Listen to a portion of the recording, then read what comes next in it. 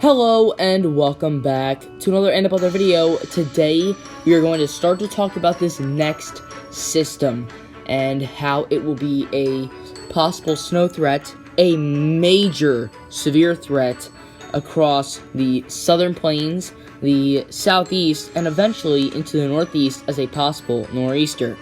If you like this video, make sure to like, comment, subscribe, and hit the bell. Now let's get right on into it. We're starting with the NAM today, and we're just going to be going through a quick overview, and you can see here that we're going to see Xylia move off, maybe some showers in the northeast, but this sets up our next system. You can see some snow in the front range and parts of the plains, already a strong low-pressure system that has cold air to the north, very warm, moist air to the south, and we get this recipe, and the perfect recipe for a widespread severe weather threat, as well as maybe a blizzard on the back end. That's pretty questionable at the moment, but we will get more information as the storm gets closer. You can see that this line of thunderstorms here that generates during the day on Wednesday does not seem to miss a beat here, as this low pressure is still maturing and still producing snow on the back end.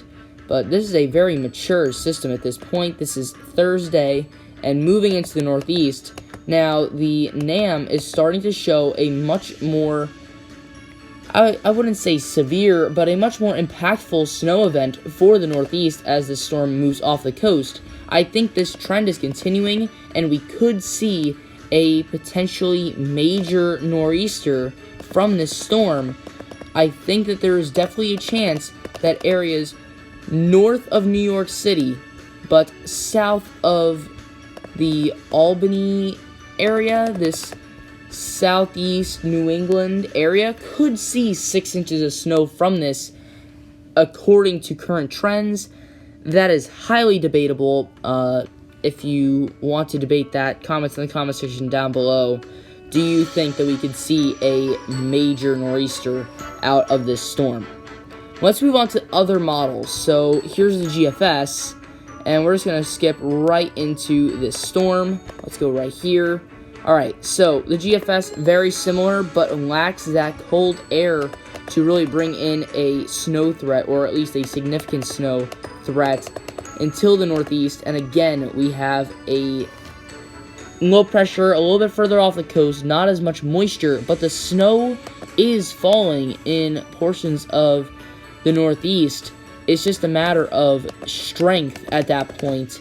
There is definitely the potential that this could be major. So let's move on here. European model. The European model is always a little bit different, and you can see here, let's go right over here. It has this storm forming, has that potentially very heavy snow threat, even into Texas, and a very widespread severe weather threat. Now, this is a line of thunderstorms as well as a grouping of thunderstorms in front of that cold front, and that all moves into the northeast. You can see not as much of a cold, snowy threat until we get into the northeast, and again, we see that snow develop. So, got two questions for you. Number one, do you think that this will be the most severe of the severe threats that we will see in March? And two, do you think that we will be seeing a major nor'easter from this storm? Comment in the comment section down below. Share your opinion. All opinions are fine. We can debate in the comments section, because this is a tricky storm, especially once you get to the eastern part of this storm. So definitely something that we really got to watch. But that's all I have for today. Thank you guys for watching. I'll see you guys next time.